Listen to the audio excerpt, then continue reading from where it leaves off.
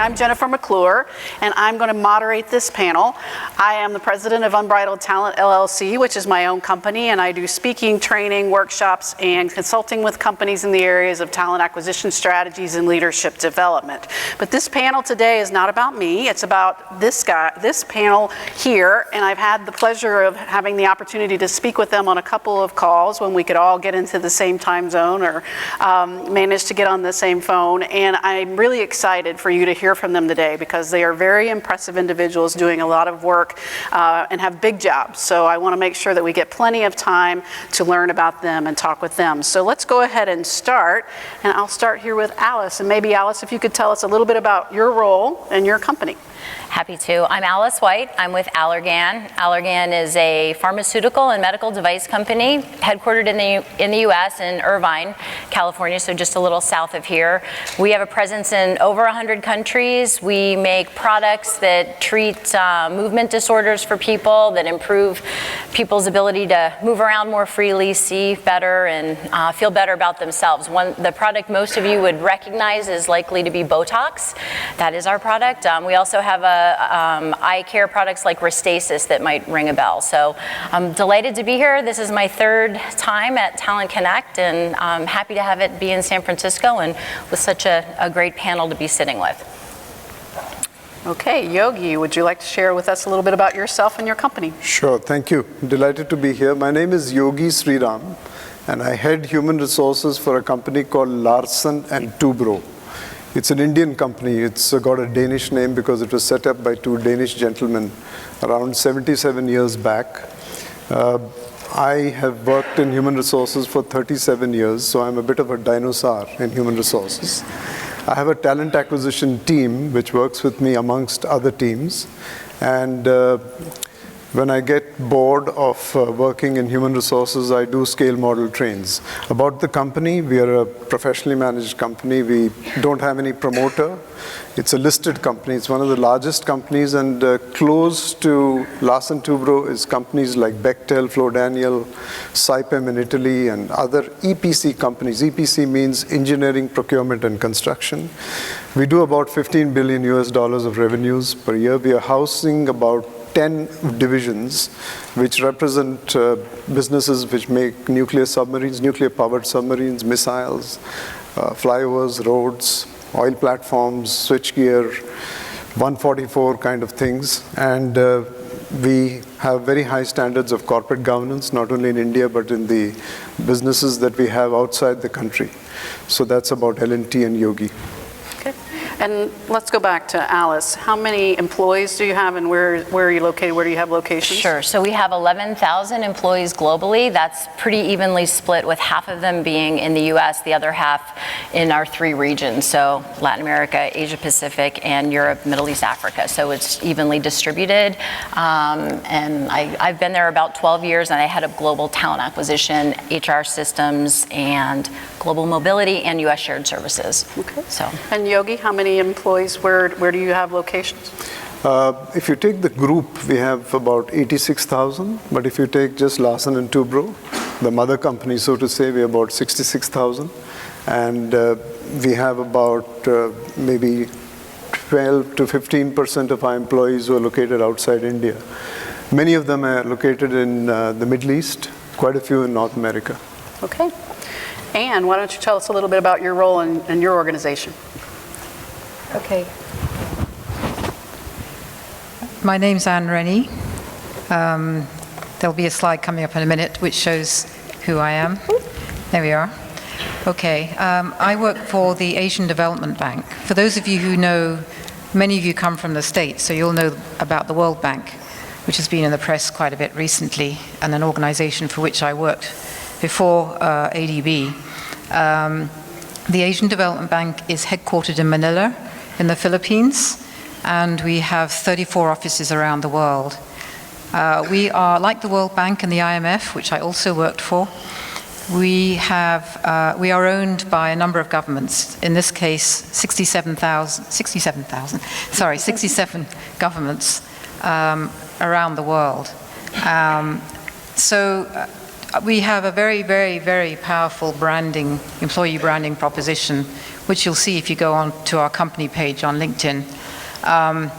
And this is really what we're about. Just this, if you look at this branding proposition, we are about making a difference in Asia and the Pacific in terms of reducing poverty. In fact, our mission statement is to eliminate poverty in Pacific and in Asia. So our countries are mostly based in Asia and the Pacific, 31 countries, all in developing and now lower middle income countries. And we have several representative offices in London, Frankfurt, and in Tokyo as well. How many employees for your organization? We have 3,000 employees. 2/3 of them are based in Manila, and the other third are based in the 34 offices that I just mentioned. Okay, thank you. And Uli, tell us about your organization and your role. Good afternoon, everyone. I'm happy to be here. My name is Uli Weimer, and I'm Head of Global Talent Acquisition for IAMGOLD Corporation. IAMGOLD is a Canadian mid-tier gold mining company, and for those of you who might be wondering right now, modern-day gold mining, is there really still such a thing? Because in my experience, sometimes people still wonder. I will share a little fast fact with you. Apparently, each mobile device today has up to 50 milligrams of gold in it, and there are approximately 1 billion mobile devices being manufactured each year. So there still is a huge demand for gold, and that is just one of the many reasons gold is still being brought out of the ground today. A few words about IAMGOLD. We are global. We operate on 3 continents. Gold mining doesn't occur, obviously, in big cities. It happens increasingly in very remote areas. So working conditions for our workforce are tough working conditions. It can be a huge challenge to convince highly skilled mining engineers to relocate to a city called Ouagadougou in Burkina Faso. But that's what me and my team do. We also have a mining operation in South America and in northern Quebec in Canada. In total, we have 5,500 employees worldwide. Wow, a lot of interesting jobs and different geographic locations represented up here. So what I'd like to do is maybe start with a question that I'll ask each of you that you can share your answers with the audience to kind of give some perspective on what are the challenges that you're facing. So why don't we start with Anne? And maybe if you could share what has been your biggest challenge that your organization has faced in regards to building out and scaling your global talent acquisition strategy. Okay, thank you, Jennifer. Well, I think I'll just start with the fact that I was recruited to ADB 2 years ago myself to head up the HR function there. And it took a year to recruit me, to headhunt me there, to persuade me to come. And I don't know how many, tens, if not hundreds of thousands of dollars it took for search firms to find me. So having had a talent acquisition background, I sat on a board for a private sector organization, the largest recruitment company in the UK. I decided that the first thing I was going to do is to tackle talent acquisition head on. And so we very quickly became a member of LinkedIn. I had myself was a personal, I had a profile set up many years ago, but for ADB, their way of recruiting was actually through the website, through headhunters, and through paper media. So social media was a kind of unheard of thing 2 years ago. So, and we had to do that because we found, well, first of all, my own example tells you that it was very expensive and took a long time to find hard to attract skills. But also the competition is now heating up a great deal. We are not the only development bank in the region. There's the World Bank. There's a new bank just born last month called BRICS Bank, which stands for Brazil, Russia, India, China, and South Africa, if you've heard of the BRICS Bank. Another one is just starting up, the Asia Investment Infrastructure Bank. We have many other small development banks in the region as well. So of course the competition, if you like, is hotting up. Manila at first glance may not seem very attractive to people. Well, I would say personally I love it. I've loved every minute since I've been there. And we are attracting people from our 67 different countries, some of which are very small, like Fiji, Cook Islands, Myanmar, Mongolia that I was in just last week. And some of these places are very hard to find people at. So the biggest challenge is really finding people, because we have to reflect our client governments. We've got 61 nationalities at the moment. We've got 67 member countries that own us, so we're lacking 6 countries right now. And so our focus is really on trying to find them, and they're not going to just come to us. We have to go out and get them. So in many ways, this has been our biggest challenge. And the other thing I will just mention is that we're really expanding into the private sector quite a lot. The future in Asia lies in public-private partnerships, working with investment banks and private sector organizations in infrastructure, for instance, to build roads and railways and schools, things like that. And the private sector people are particularly hard to attract, particularly investment bankers that we can't pay so much to. So we have to attract people through our mission, through our branding. And we're starting to do quite well now that we're using social media. Great. Alice, why don't you share one of your challenges?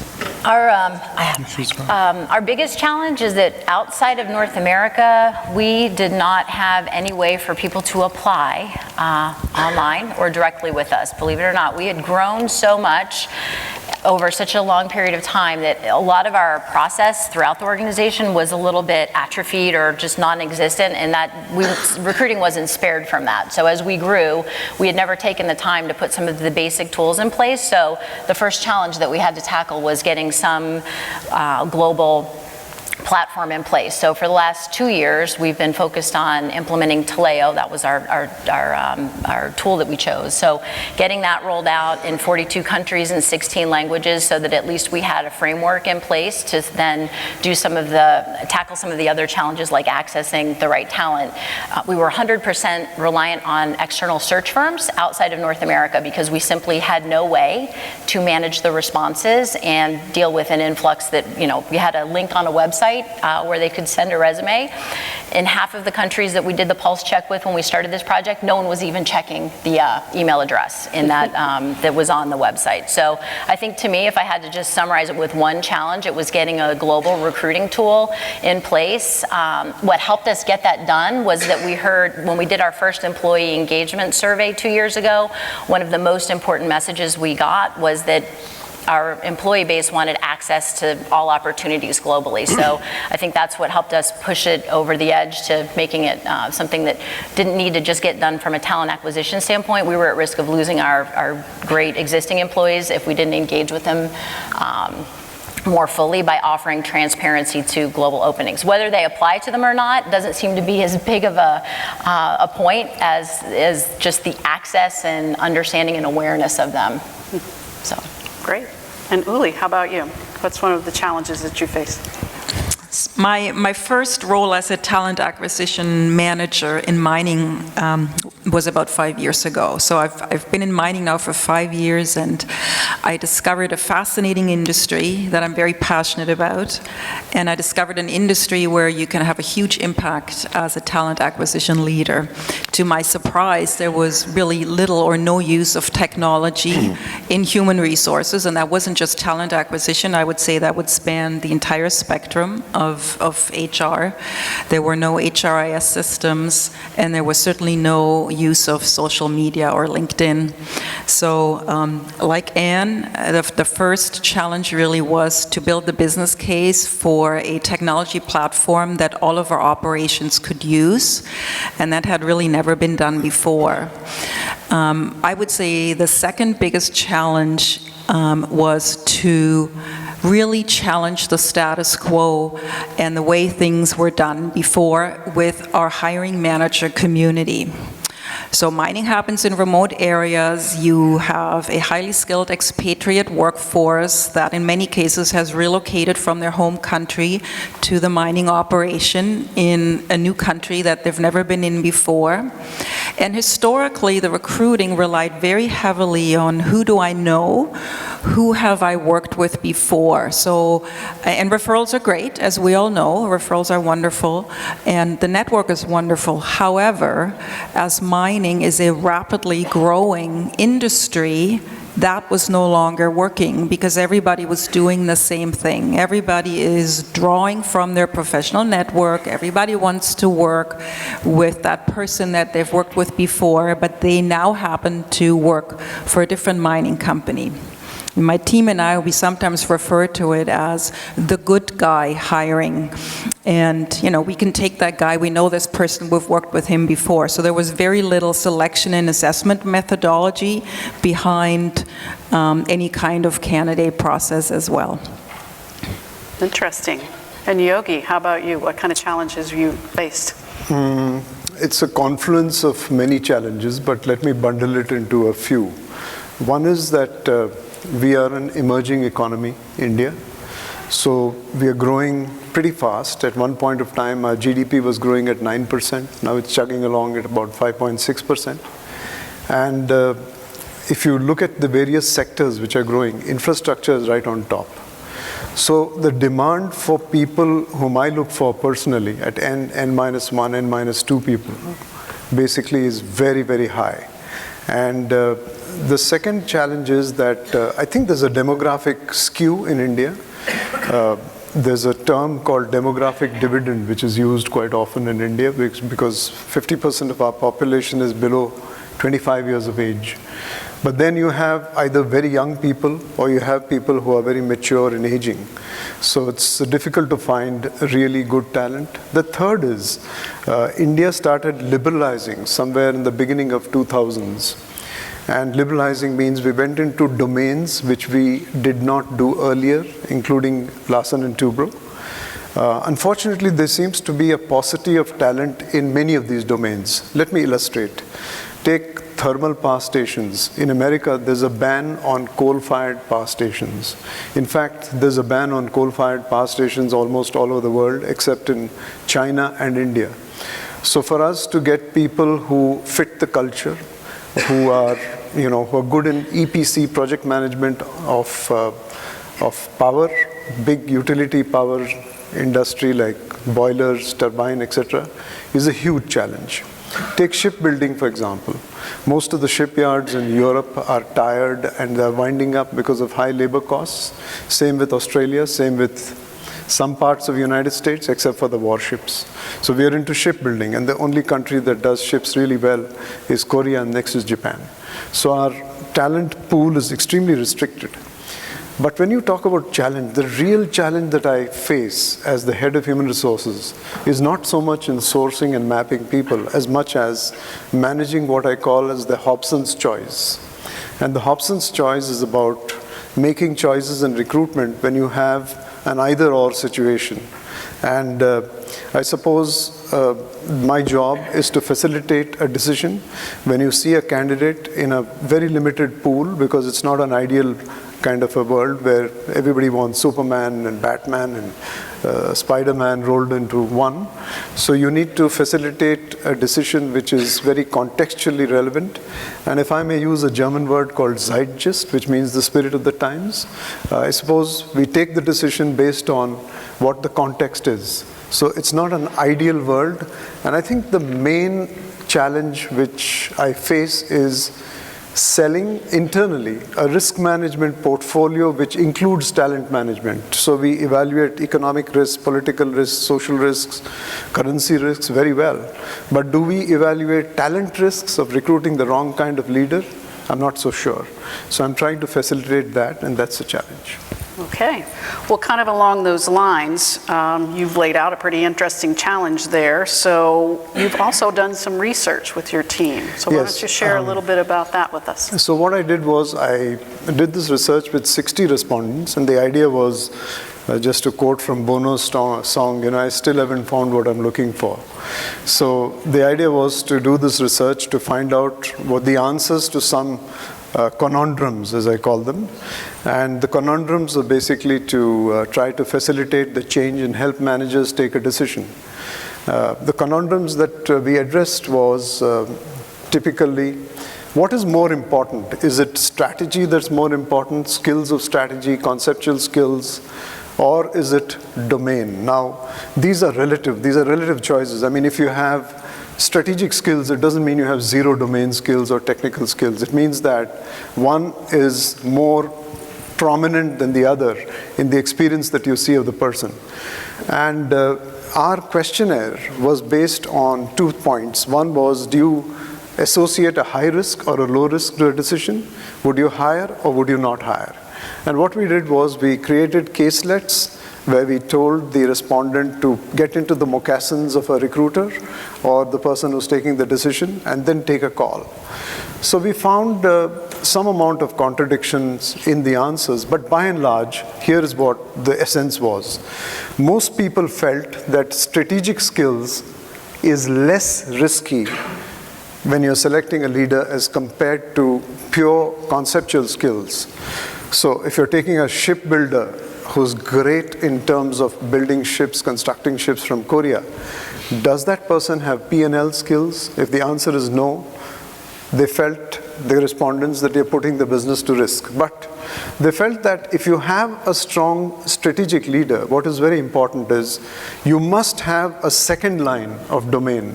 Otherwise, the strategic leader would spend too much time in an area where she or he is not familiar with and probably muddle along and make a mess of the domain, because these are very specific areas and you put the business to risk. The second conundrum was all about, when you're growing in different countries, do you first get an order or do you execute? I mean, you obviously first get an order. So when I say an order, it's a project. So if you get a project for, say, setting up a refinery, you need to do a lot of things like pre-bid activities, business development, and so on. So what the research said was, in spite of going into a new country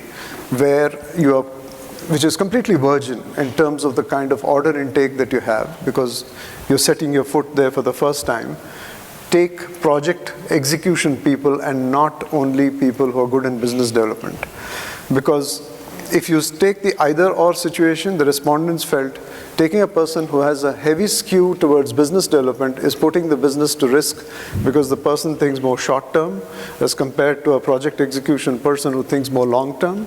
And if I may use a term called farming, the business execution person or the project execution person does a lot more farming, which means gets more repeat orders from the same customer.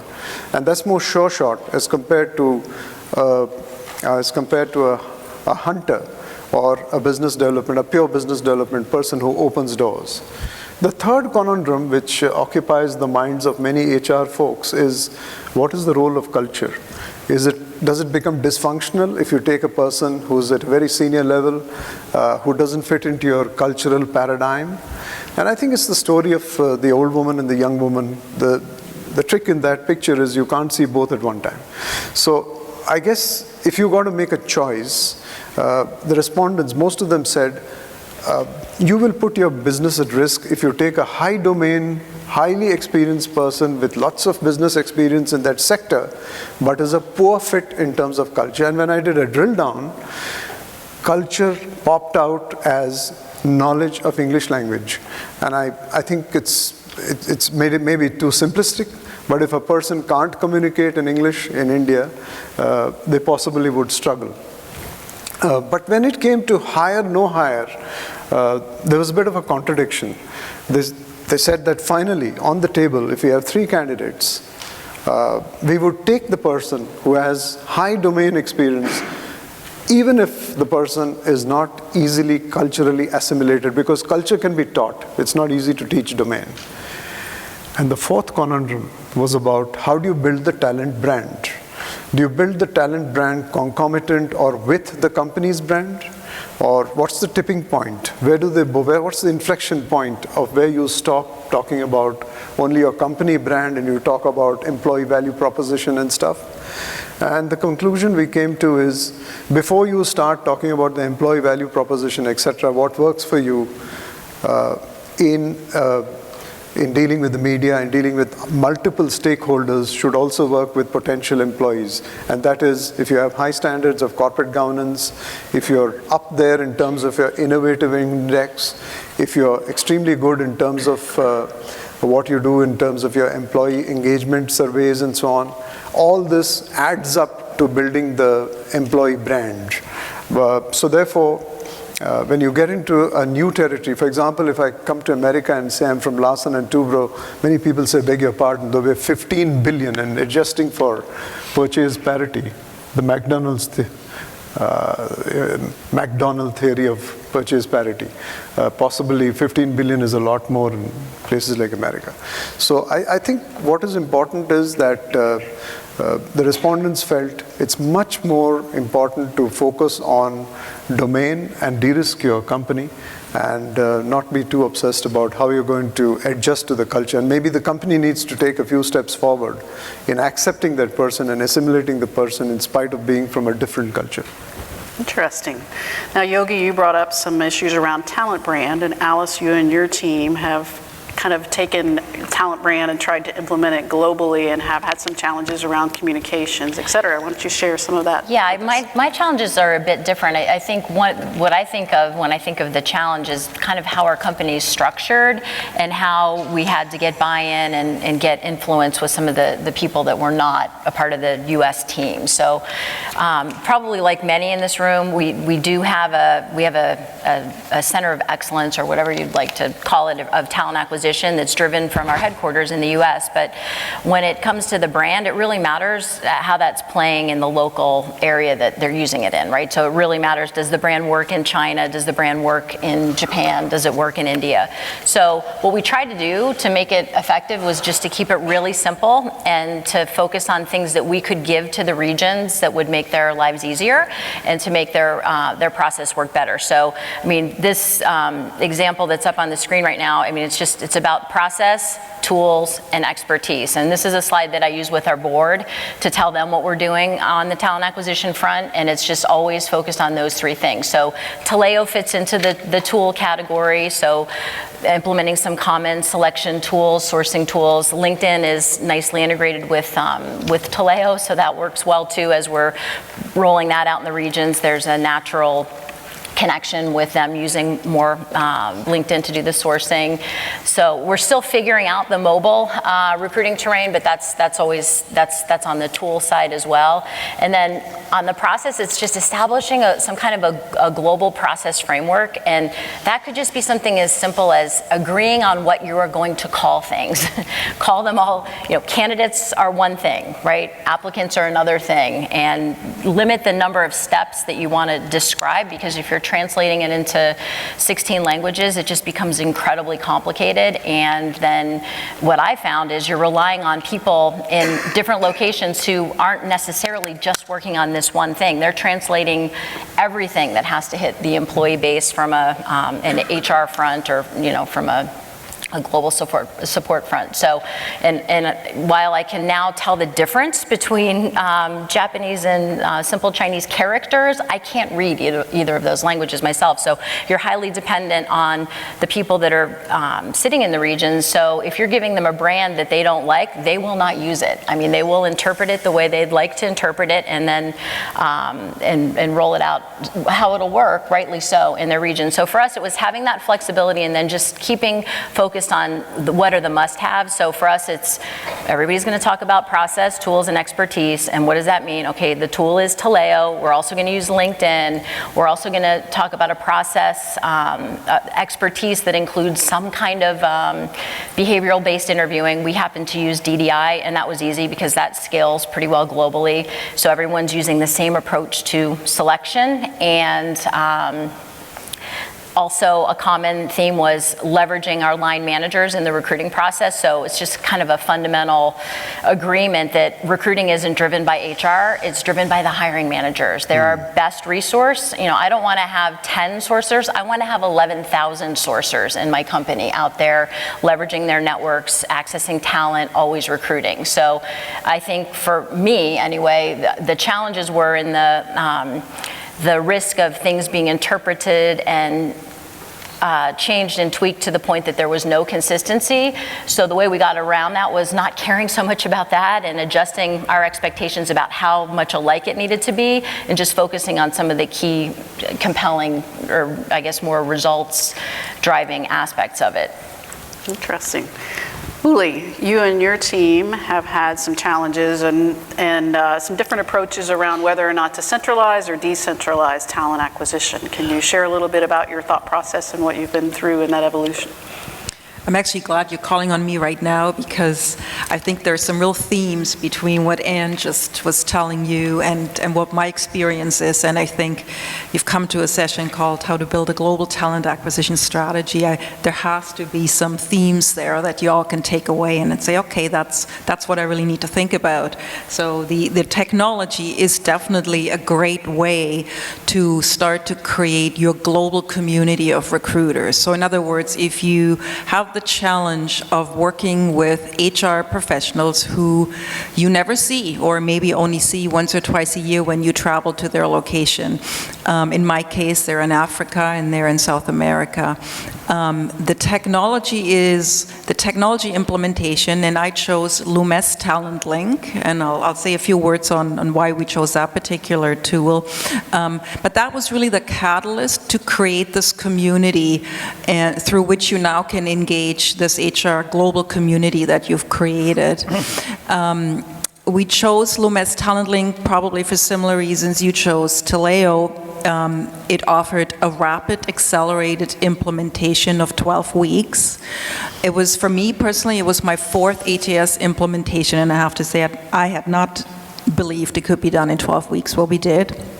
And I chose it because for me, the number one driver in an industry that is still adopting technology from a recruitment perspective was the candidate experience, and making it as easy and as fast as possible for a mining engineer to submit their application.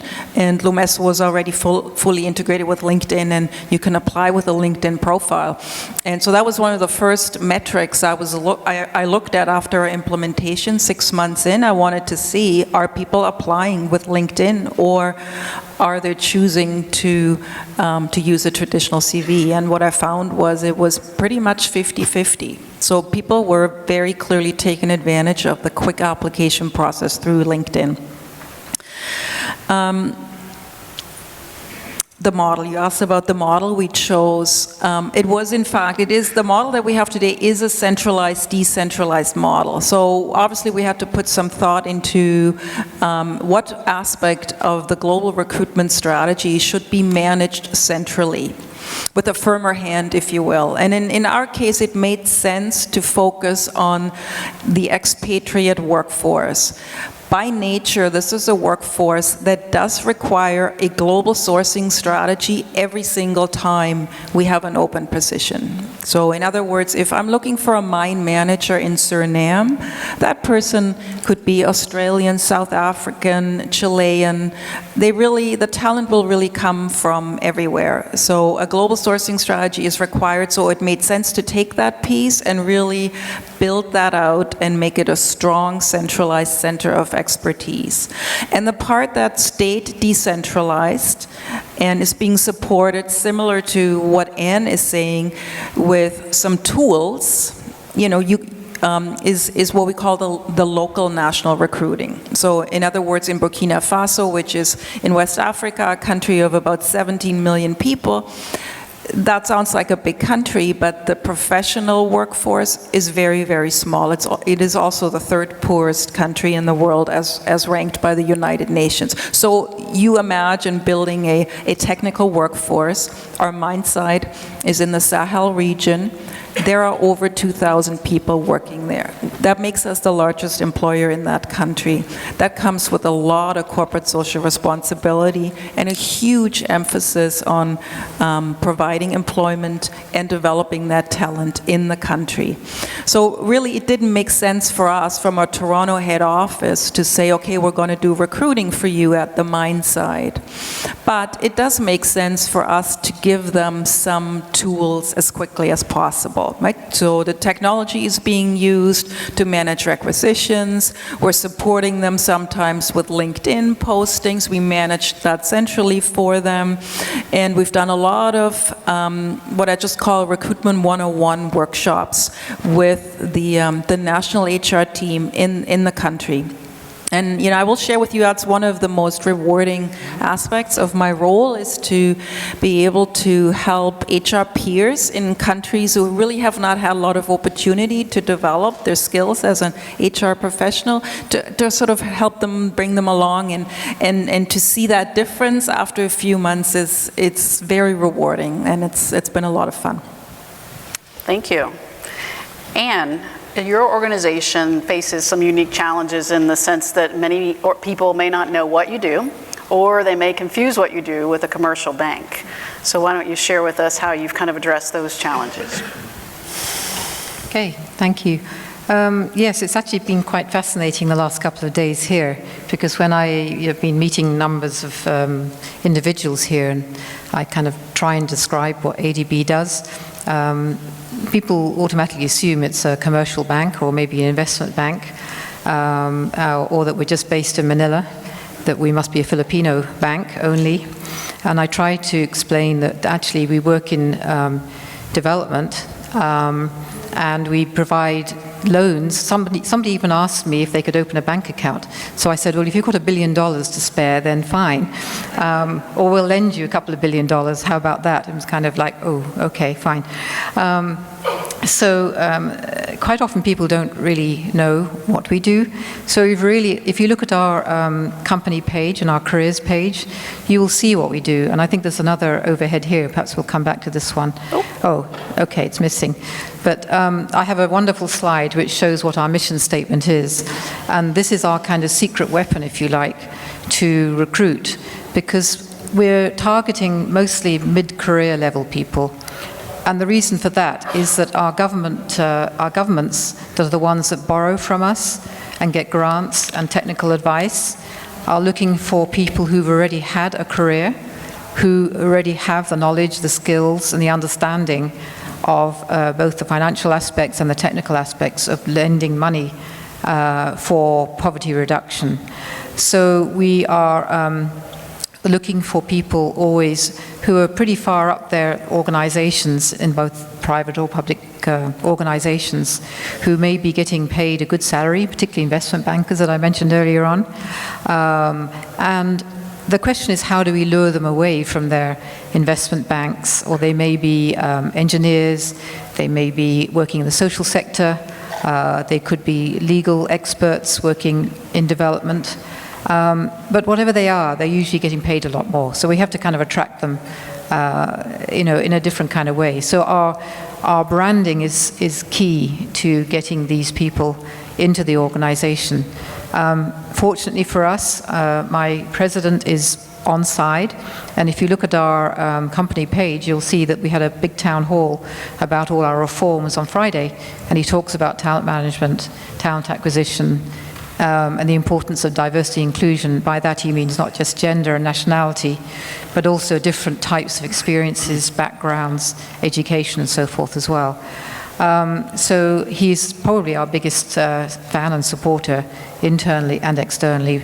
And what he said to staff on Friday is now in the press as of yesterday. So if you log on and go into LinkedIn and you'll go to our company page, you will see his presentation in its entirety in various press articles. So by kind of widening our net now through using social media, of which LinkedIn is a major part. We also use Facebook, Twitter, and some other social media sites as well. We are dramatically attracting more talent. And we just won an award last month for the highest reach in terms of our talent brand in SEA stands for Southeast Asia and Hong Kong. So this was quite a big jump. It went up fivefold just in a year in terms of the followers that we have now. And if you also go into our company website, company page, you will also see quite an interesting case study that we put together, which has had a number of hits, and people kind of look at that quite often. So this is kind of one of the things, is to kind of brand ourselves differently. When we do our initial interviews, and they're all, about half of the interviews we do, if not more, are people who are sourced through LinkedIn. And then we usually do a video conference. We have a standard set of interview questions that we always start off with. And basically, the first part is about motivation. Why would you want to leave your highly paid law firm, investment bank, transport organization, power organization to come and work for us? And, you know, we test for that motivation. If the motivation is wrong, they just want to leave their current organization, they're desperate for a job, we don't want them. We want people who want to come because of the mission and the vision. And I think that's really why we have been able to increase our number of followers so dramatically. We quadrupled our number of applications for our young professional program, which is our more junior level program. And last year we had 40,000 applications just for 6 places. So you can see that probably, you know, in certain areas we are very competitive. However, we still have quite a lot to do in the private sector and in some of the new and growing areas like climate change, and environment, and in governance, and some of those areas which are the big growth areas for us. Thank you. And before we open it up to the audience for questions, which we'll make sure we have 10 or 15 minutes for that, for each of you to ask questions, I want to kind of go down the panel and maybe just ask each of you in a couple of minutes to share, since we're almost in 2015, what are 1 or 2 challenges or opportunities that you and your team are going to be focusing on in the new year? Put you on the spot, Anne. We'll start with you. Or Alice, sorry. Yeah, that's okay. It's close. Yeah. I think for us, it's the generational challenge. I mean, our employee base is comprised of scientists and salespeople and marketers and corporate G&A types. So I think that's something I'm hearing a lot of people talk about just over the course of the last couple of days, and I think that's also going to be our challenge. But I think it's and if you listen to the keynote this morning, we tend to be part of a kind of a stodgier industry, right? If we lump ourselves in with some of the pharmaceutical companies that have been around for a long time, they're very focused on tenure and turnover and how long have people been here. And I think the whole new concept of thinking of a job as an assignment or a tour of duty or a mission or whatever you want to call it, that's that is not something that a lot of our line leaders are comfortable with yet. So I think it's matching up the hiring managers and executives in our organization with the changing landscape of talent, and how do we do that in kind of on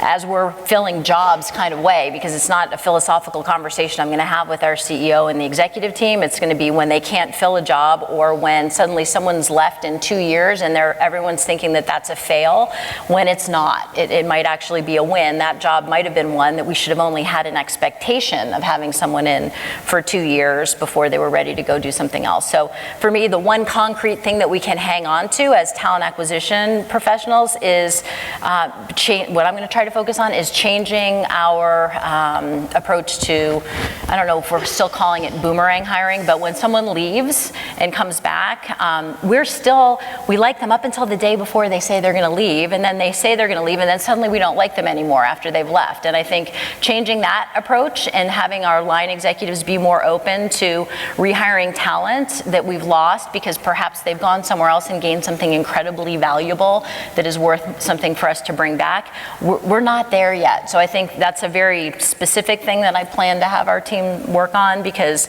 if employer referrals are such a great source of hire, and if we're losing people because we don't have an opportunity for them, but they're smart, they're going and getting that somewhere else and they're adding to their skill set, I think opening our minds a little bit about that talent and not deciding we don't like them as soon as they decide they want to break up with us. I mean, I think we're going to have to change that approach a little bit.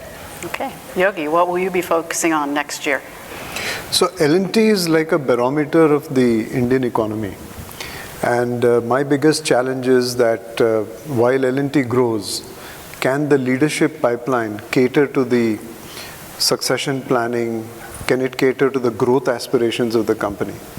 The stakeholders are used to something like 20 to 25% CAGR in revenues every year for the last 7 years. Our share value has increased by 22-fold in the last about 10 years.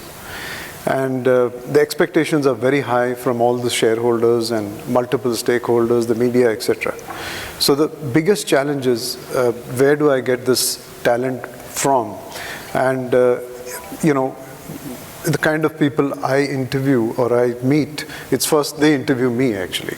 And I need to, be a good ambassador of the company and a good ambassador of the role and so on.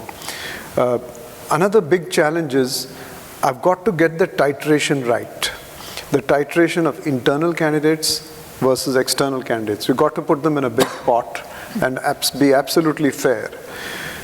Now the dilemma is, when you have a P&L leader who's been successful in managing revenues of 1 billion, maybe outstanding, maybe fantastic in terms of potential and so on, but maybe an utter failure in managing 2 billion.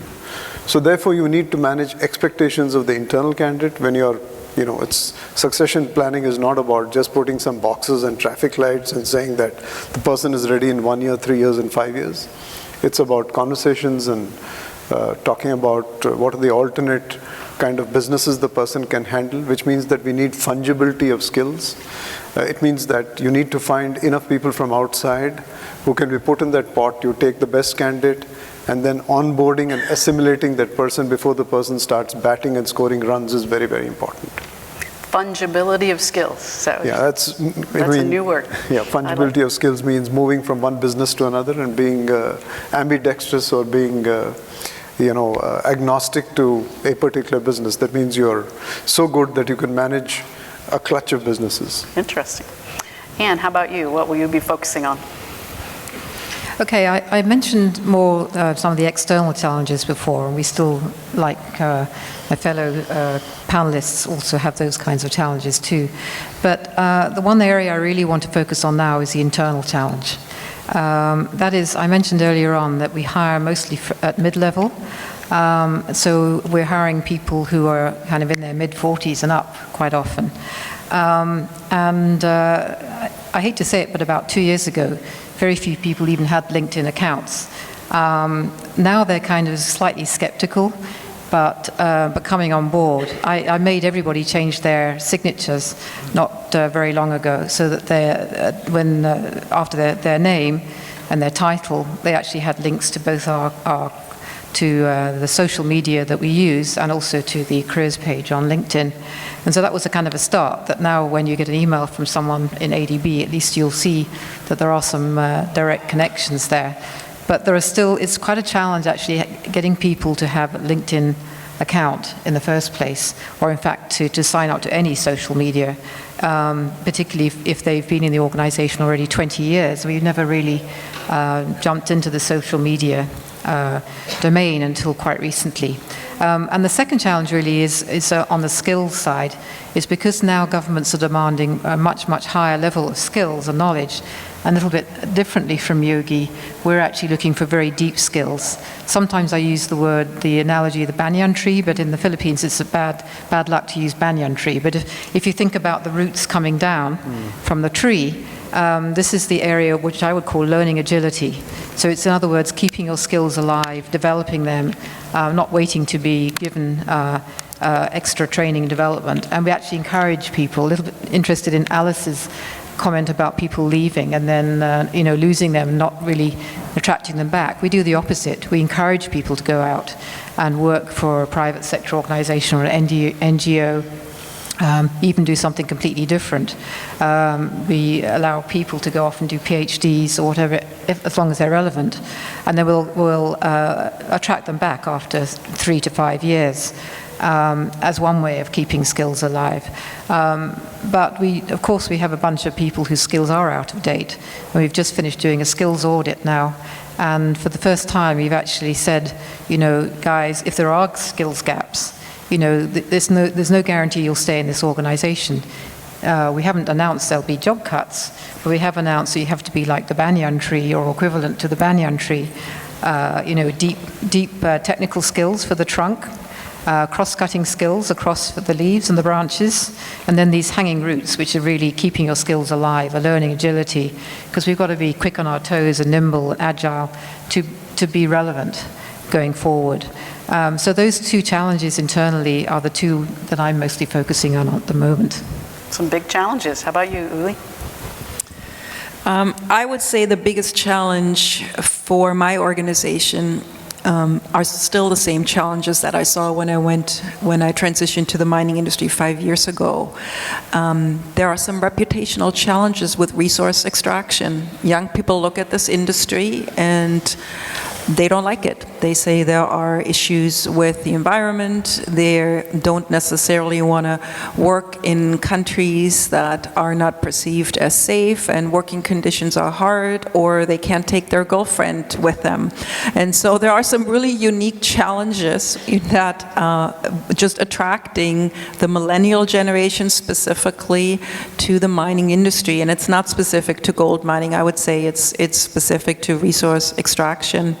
But mining engineering specifically, I'll give you an example. In the US today, there will be less than 400 graduates with a mining engineering degree. In 2014, that's nothing. And so you combine that with an aging workforce and an acute skills shortage. It will be a huge challenge to continue to staff these larger mining operations around the world. There are some trends around automation and technology having an impact, but ultimately mining is still a very labor-intensive industry. So what have we been doing about that? I, for example, have forged a partnership with Engineers Without Borders. I've really looked at their programs, and I've really worked with the talent community in these progressive associations to help them look at the industry a little bit differently. Sometimes the industry can be its own worst enemy. The mining industry actually is a leader in sustainable development, but we're not very good at communicating the successes and a lot of the great stories that are happening around the world. We use our LinkedIn company page very effectively for that purpose. I would say that certainly has had an impact. We like to share some of the things we do through the LinkedIn company page, and I've really noticed that the number of followers coming from the university market specifically has increased dramatically. But I would say the industry needs to continue to really work at the reputational challenges and start to share more about its progressive practices, specifically as it relates to the environment and sustainable development. The stories are there, but they're just not getting out.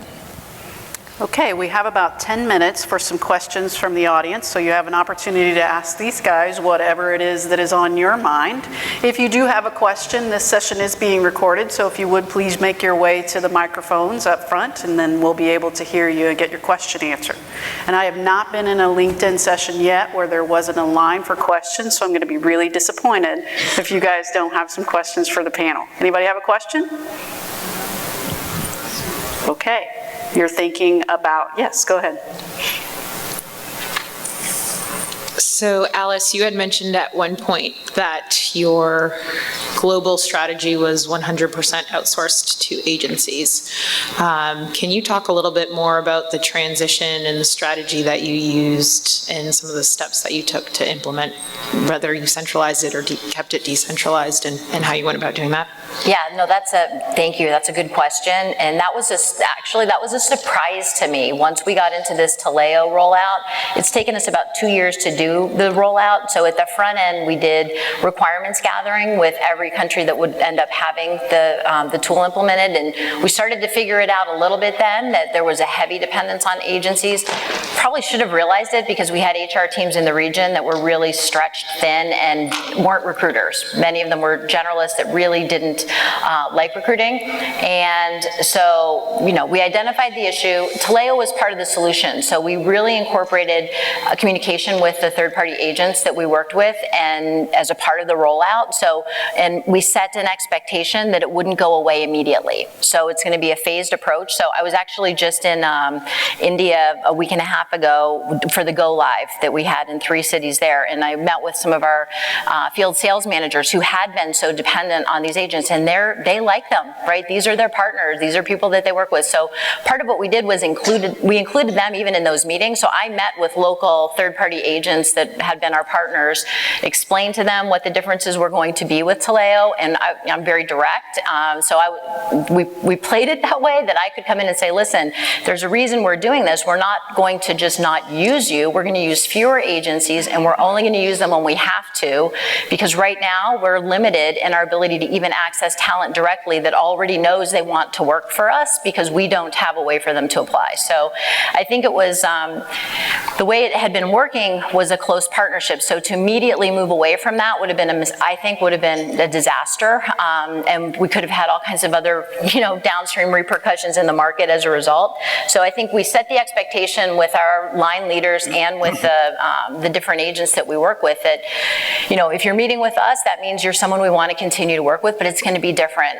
First difference, you're going to have to submit all of your candidates through Taleo. That could be a plus if you're someone who's had a hard time with candidate ownership issues with us and other things. I mean, there are some good, good aspects of having an ATS globally for third parties as well. So I think we were just, we were honest as we could be, as direct as we could be, and we set an expectation on the cost savings front, most importantly, that was going to happen over time. So there's a cost associated with implementing a tool like Taleo. We made sure that we factored in that the return on the savings was going to come much later in some markets than when we actually put the tool in place. So far, so good. Also, really specific nuances between different countries. So, for example, Japan, very strong preferences from my team there and from the third parties about how much you can communicate with a candidate or a prospect in email. Very different than, China or some of the other markets in our Asia Pacific region. And, I think there's still some of the, I'm going to meet you for a handshake in a coffee shop type of recruiting happening there. And that's just being aware of that and not being critical of it, being open to it and realizing that these guys are driving great business results. This is working for them. we have to be giving them a tool that helps them to do their job and doesn't suddenly make everything harder. Great. So, question? Hi, thank you all. If you're entering into a new market, country you haven't worked in before, would you consider priming the pump with agency partnerships out of the gate, or would you choose a direct route? Are you talking about agency partnerships Yes. for furthering business? Yeah, so for example, going into, say, China, you haven't worked in China before, as a credibility borrowing measure at first, you identify strong, maybe boutique agencies that can be your partner out of the gate to help you understand some of these norms, for example. Is that a route that you would have taken or would recommend? That is what we are doing in the Middle East, not in all cases, but in countries which we don't know very well, for example, Saudi Arabia or Kuwait, etc.